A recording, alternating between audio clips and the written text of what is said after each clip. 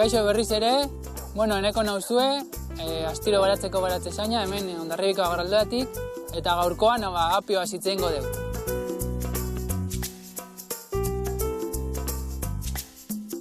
Apioa, pixkat berandu jarri nuen, garai honetan eukitzeko, urria azaro tarte horretan jarri nuen, en plan, esperimento moduan iaia, baina bada jartzea hemendik aurrera ere bai, udaberri inguruan, eta udaran ematen da ere bai.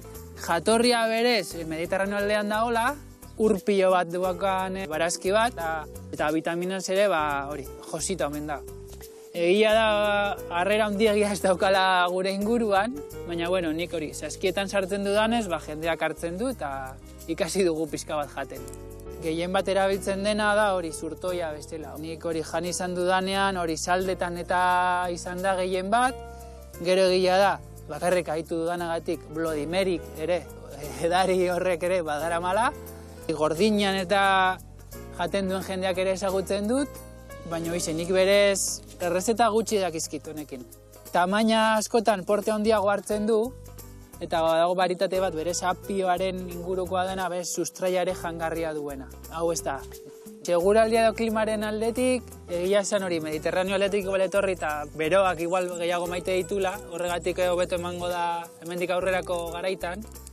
Baina egia da aldaketarekin, neguak ez direla sobera hotzak izaten ari, behintzat hemen, eta itsasoaren eragina dela eta beti temperatura nahiko epelagoak ditu, beste lekukin konparatuz, eta orduan esango nuke neguan igual ez dela oberena berarentzat, horregatik hain txikiak gelditu izana, baina nik uste udaberritik aurrera, temperatura epelak, igual beroa gehiegi izateak ere ez dakit konbeni zaion, loretara juten baita erraz, eta orduan, Zapore aldetik edo, esan daiteke, nahiko indartsua duela zaporean, eta gehiegi botata gertatu izan zait, lagun batekin, pisua konpartitzakoan berari sukaldatzea tokatu eta apio osoa bota izana, eta hori bere alde hona du, ezta?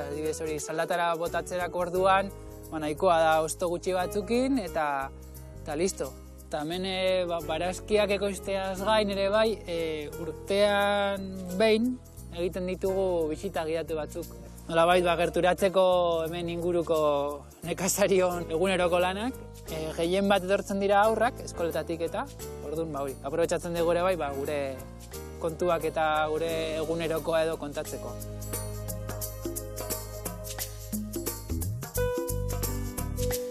Hauxe izan da dena, apioaren inguruaz eta aritu da gaurkoan.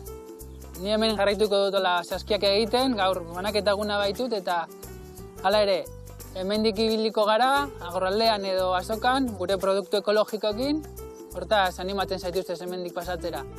Venga hurren arte!